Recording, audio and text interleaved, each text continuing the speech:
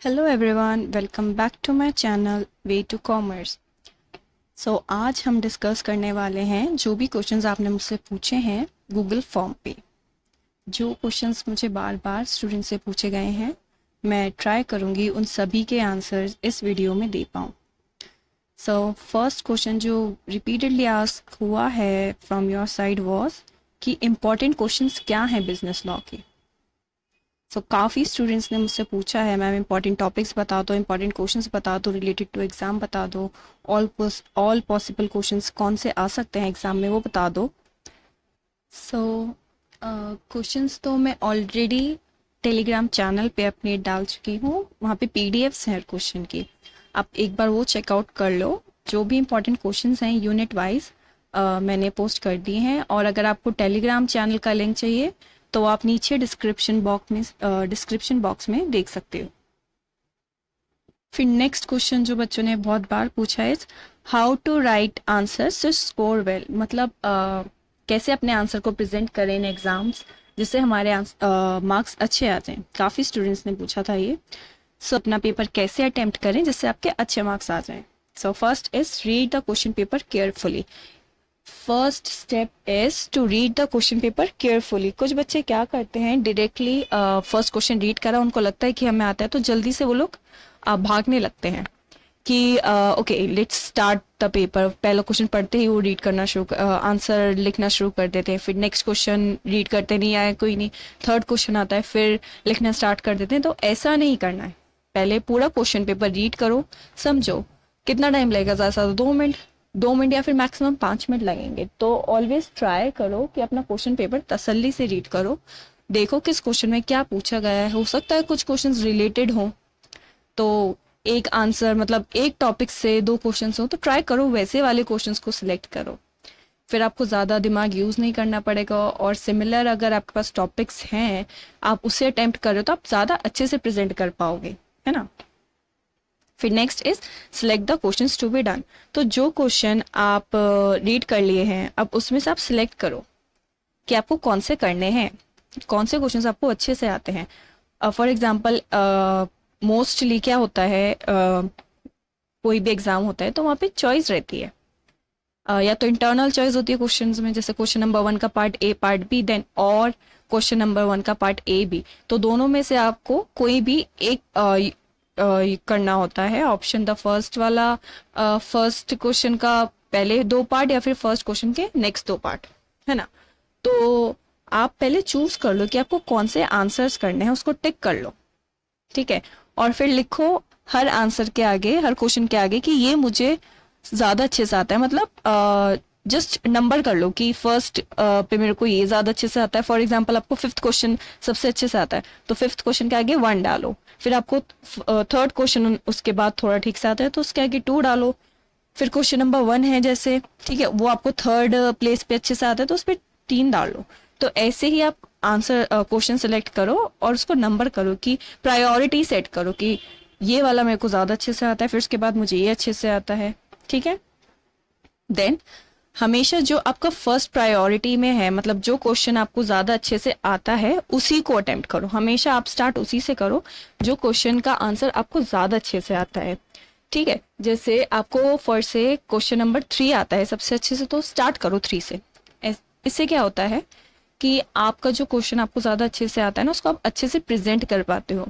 फिर आपका एग्जामिनर जो पेपर चेक कर रहा होता है वो आपका क्वेश्चन आपकी आंसर शीट जब खोलेगा वो फर्स्ट आंसर से ही आपको जज कर लेगा कि हाँ इस स्टूडेंट ने अच्छे से लिखा है ये आंसर, तो इसका मतलब इसको इस सब्जेक्ट की अच्छी नॉलेज है।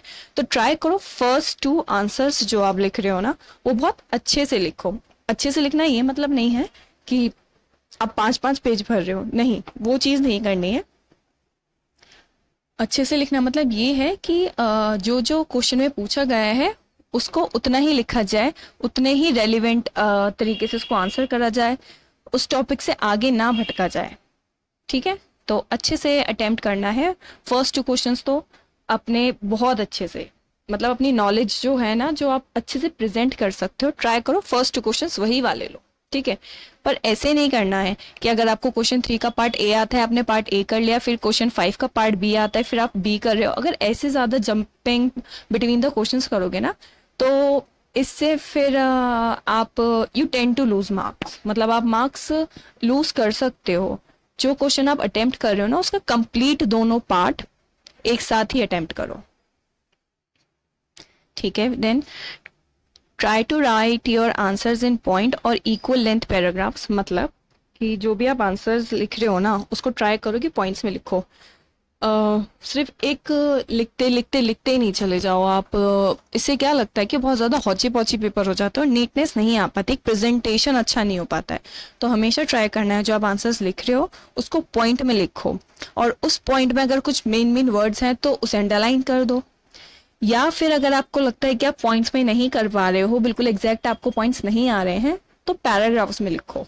पहले 4 लाइन लिख दी, फिर 1 लाइन छोड़ के फिर 4 लाइन लिख दी, फिर 1 लाइन छोड़ के फिर 4 लाइन लिख दी। ऐसे इक्वल लेंथ पैराग्राफ्स, ऐसे नहीं कि फर्स्ट आपने 4 लाइन लिख दी, फिर 2 लाइन छोड़ के आपने बिल्कुल 10 लाइन का एक पैराग्राफ लिख दिया, फिर अगेन आपने 2 लाइन छोड़ के 2 लाइन का। नहीं, ट्राई करो कि इक्वल लेंथ पैराग्राफ्स बनाओ या फिर उसको पॉइंट्स में लिखो।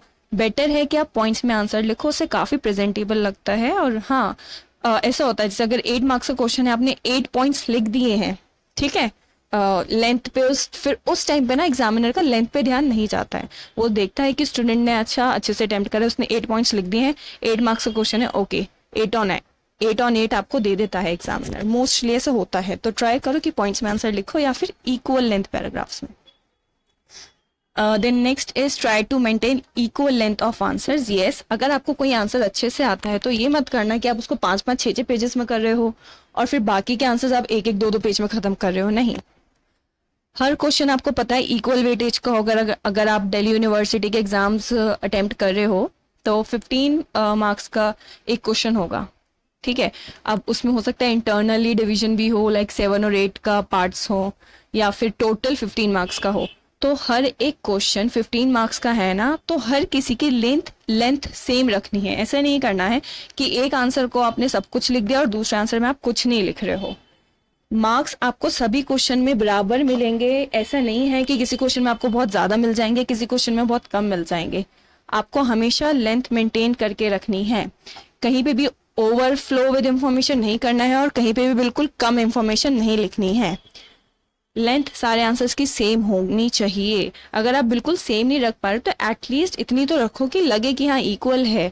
Like if you are writing 4 pages for an answer, तो दूसरे के लिए एटलीस्ट 3 पेजेस तो लिखो। ऐसे नहीं करो कि बिल्कुल 1 पेज लिख दिया, 2 लाइन लिख के छोड़ दी। Like I have seen a lot of students writing first 2 answers perfectly, फिर आगे जाते जाते वो क्या करते हैं, 2-2 लाइन लिख के पूरा खत्म कर देते हैं। मतलब 15 मार्क का क्वेश्चन है and you are only writing 2 lines, तो आप कितना एक्सपेक्ट करोगे? इवैल्यूएटर आपको 1-2 मार्क्स ही तो दे सकता है ना मैक्सिमम, ऐसा तो नहीं है ना कि आपको वो 8 मार्क्स दे देगा। तो इस चीज का ध्यान में रखना है, अपने सारे क्वेश्चंस की आंसर्स की इक्वल लेंथ मेंटेन करके रखनी है और सारे आंसर्स अटेम्प्ट करो। सारे आंसर्स मतलब अगर आपको 5 करना है तो 5 के 5 अटेम्प्ट करो। ऐसे मत करो कि आपने सिर्फ 2 अच्छे से लिख दिए फिर बाकी आपने छोड़ दिया। अटेम्प्ट करने के भी मार्क्स होते हैं, इवन दो आपको नहीं आता, आपको बस एक थोड़ा बहुत आइडिया है, तो ट्राई करो थोड़ा लिखने का, ठीक है, बिल्कुल उसको छोड़ो नहीं। Then next is don't overload with information. Yes, अगर आपको बहुत अच्छे से भी आता है, फॉर एग्जाम्पल अगर आपको आता है like essential elements of an valid contract, ठीक है, उसके 10 पॉइंट्स आपको बहुत अच्छे से आता है, तो आप ऐसे मत करो कि फर्स्ट पॉइंट के आपने पूरा 1 पेज लिख दिया, फिर दूसरे पॉइंट का आपने 1 पेज लिख दिया। मतलब 15 मार्क्स का ही तो क्वेश्चन है ना, अगर आप उसमें 15 पेजेस भर भी दो क्या फायदा होगा? कुछ नहीं। तो ट्राई करो कि अगर आपका essential elements of an agreement का क्वेश्चन है, ठीक है, तो पहला पॉइंट लिखा, उसके लिए आपने 2 लाइन लिखी, एक एग्जाम्पल लिख दिया। दूसरा पॉइंट लिखा, उसके लिए 2 लाइन लिखे, एग्जाम्पल कंप्लीट। ऐसे बिल्कुल आपको किसी भी आंसर में ओवरलोड नहीं करना है, किसी में भी एक्स्ट्रा पेजेस नहीं बढ़ने हैं, उससे कोई फायदा नहीं होगा। मैं बार बार बोल रही हूँ, लेंथ मेंटेन करनी बहुत जरूरी होती है। Then maintain length according to the question weightage. अगर आपका क्वेश्चन 7 या 8 मार्क्स का है तो सिर्फ 2 पेज लिखो, ठीक है, 2 या 2.5, 2 या फिर 2.5, उससे ज्यादा मत लिखो। 5-5 पेजेस मत भरो 8 मार्क्स के लिए, 7 मार्क्स के लिए। 15 मार्क्स का क्वेश्चन है तो 4 to 5 पेजेस मैक्सिमम, उससे ज्यादा नहीं लिखना है। ज़्यादा लिखने के कोई मार्क्स नहीं होते हैं, ट्रस्ट में। अगर आपका 15 मार्क्स का क्वेश्चन है, आपने 4 to 5 पेजेस लिख दिए हैं ना, अच्छे से लिखे हैं, एक क्वालिटी होनी चाहिए आपकी राइटिंग में। अगर आपने अच्छे से लिखे हैं तो डेफिनेटली आपका स्कोर बहुत अच्छा होगा। अगर आपने 8 पेजेस भर दिए, उसमें कोई क्वालिटी नहीं है तो कोई फायदा नहीं है उसका, ठीक है। तो हमेशा क्वेश्चन की वेटेज देखो। अगर 8 मार्क्स में कोई क्वेश्चन पूछा गया है तो उसे ब्रीफ में लिखो। अगर वही क्वेश्चन आपका पूछा गया है फॉर 15 मार्क्स तो फिर उसकी थोड़ी डिटेल्स लिखो। सो 7 to 8 मार्क्स के लिए just right 2 or 2.5 pages, and for 15 marks 4 to 5 मतलब मैक्सिमम 5 पेजेस, उससे ज्यादा नहीं लिखना है।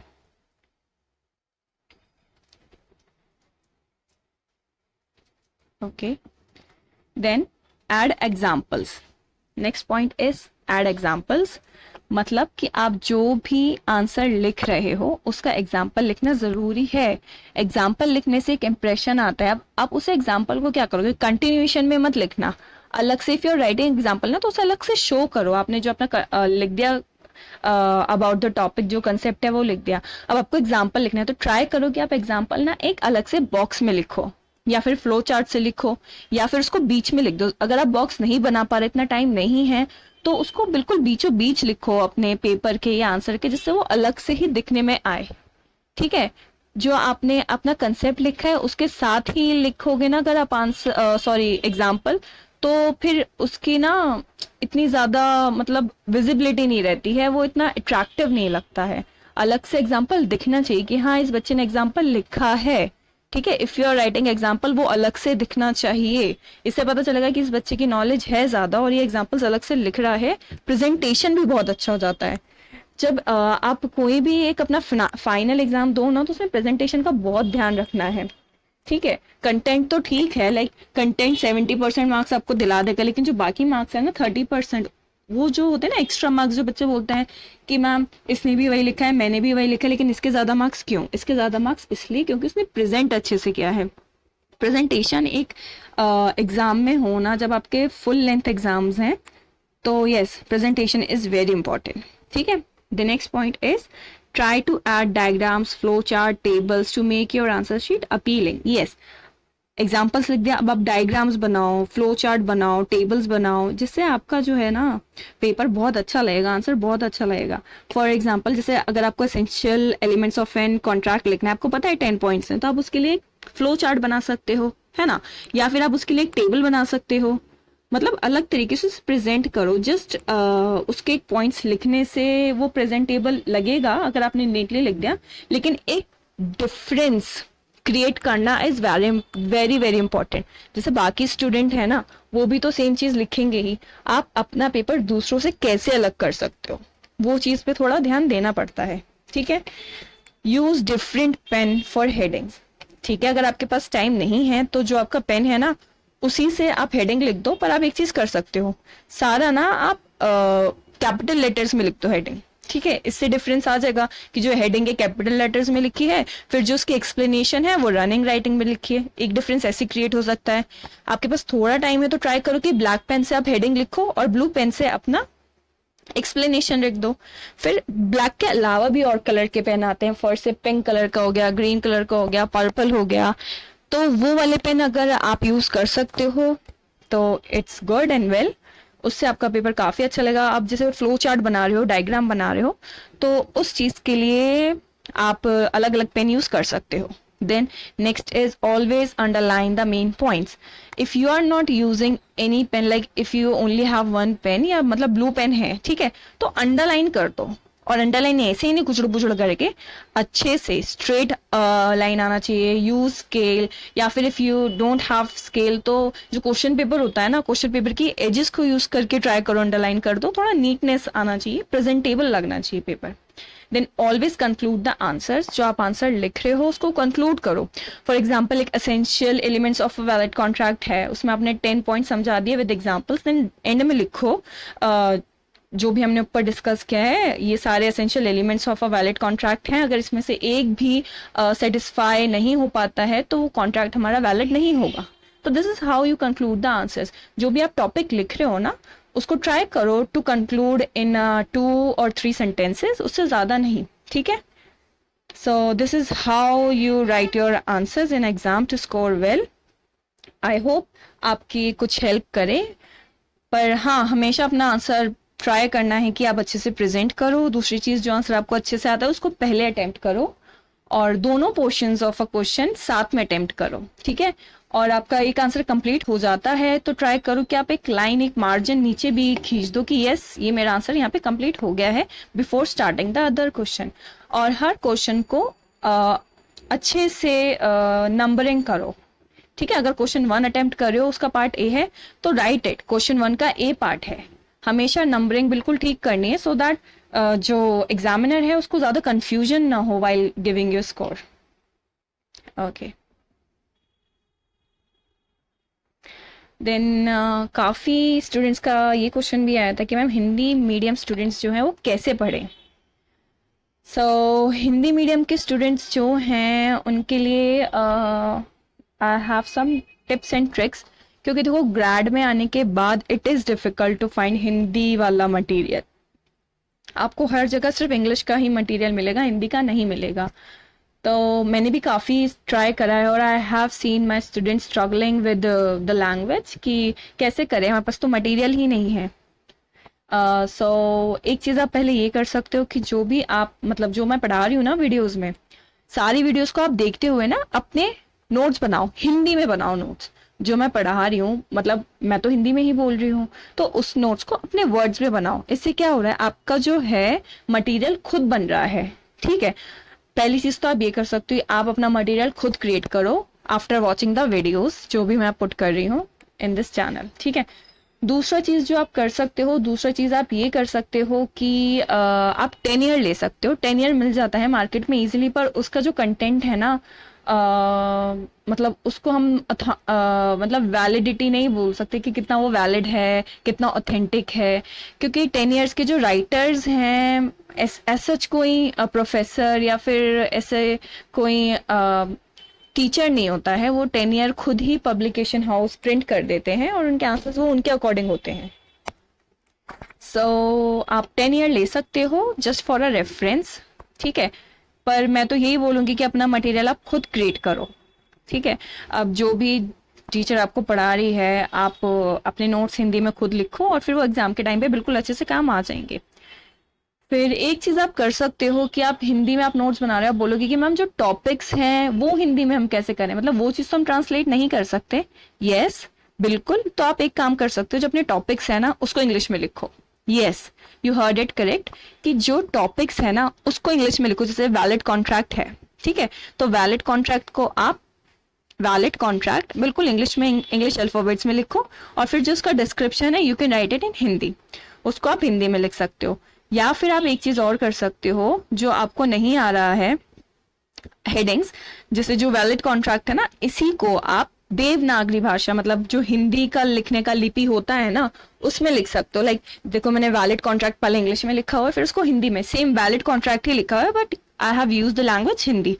तो आपकी जो हेडिंग्स है ना, आप उसके साथ ऐसे कर सकते हो, या तो उसे इंग्लिश में ही लिख दो, एग्जाम में भी लिख सकते हो, उसमें कोई प्रॉब्लम नहीं है, बिल्कुल भी कोई प्रॉब्लम नहीं है, क्योंकि जो इवैल्यूएटर है, जो चेक करा है, उसे भी पता है कि हिंदी मटेरियल है नहीं, और ये स्टूडेंट ने खुद ही इतना कुछ करा है। तो आप या तो उसको इंग्लिश में लिख दो, या फिर जो इंग्लिश वाला नाम है उसी को आप हिंदी लैंग्वेज में लिख दो, ठीक है। ऐसे कर सकते हो। पहला पॉइंट तो ये हो गया।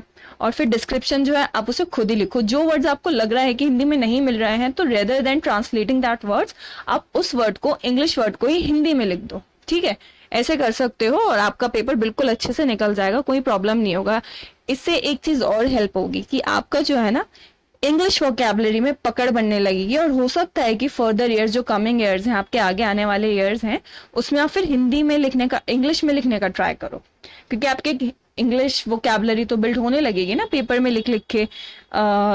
Even though you are using that English words and writing them in Hindi, पर आपकी इंग्लिश वोकैबुलरी बनने लगेगी, तो आपका कॉन्फिडेंस बिल्ड होने लगेगा। तो आई वुड सजेस्ट कि जो इंग्लिश के वर्ड्स हैं, आप ना उसको हिंदी में कन्वर्ट करके, लाइक हिंदी लैंग्वेज में लिख दो, या फिर हेडिंग्स तो आप इंग्लिश में लिख सकते हो, उसमें कोई इश्यू नहीं है, ठीक है। सो हिंदी स्टूडेंट्स के लिए ये कुछ टिप्स और ट्रिक्स थी। बाकी I am still searching for some content जो आपको मैं हिंदी में प्रोवाइड कर सकूं। जैसे ही मुझे कुछ मिलता है तो मैं डेफिनेटली उसे टेलीग्राम चैनल पे अपने पोस्ट कर दूंगी। Stay tuned. Okay, the next question is कि जो मैम आपने इंपॉर्टेंट क्वेश्चंस पोस्ट करे हैं ना, उसके आंसर्स चाहिए हमें। सो स्टूडेंट्स लाइक मैं आपको क्वेश्चंस दे दी, ठीक है, अब मैं डायरेक्टली आंसर्स पोस्ट कर दूं without explaining you the concepts, तो फिर आप मगअप करोगे, मतलब आप उसे रट्टा मारने का ट्राई करोगे, फिर रट्टा मारोगे तो फिर थोड़े टाइम बाद भूल जाओगे, उससे कोई फायदा नहीं है। तो what I have planned for my classes is कि हर एक टॉपिक जो इंपॉर्टेंट मैंने आपको दिए हैं ना क्वेश्चंस, वो सारे इंपॉर्टेंट क्वेश्चंस को मैं वीडियोस में डिस्कस करूंगी। फिर एंड में एक यूनिट कंप्लीट होने के बाद उसके इंपॉर्टेंट क्वेश्चंस ले लूंगी, तो आपको समझ आ जाएगा कि लाइक अच्छा ये इंपॉर्टेंट क्वेश्चन है, हाँ ये तो मैम की फर्स्ट वीडियो में था, ये सेकंड वाला क्वेश्चन तो मैम की सेकंड वीडियो में था।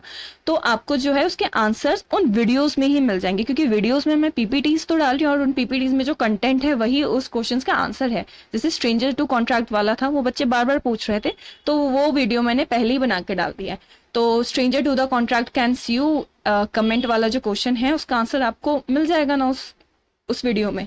ऐसे ही जो मेरी आगे की वीडियोस आएंगी ना, जो सारे important questions I have posted in Telegram channel, उनके सारे आंसर्स आपको कमिंग वीडियोस में मिल जाएंगे, डोंट वरी।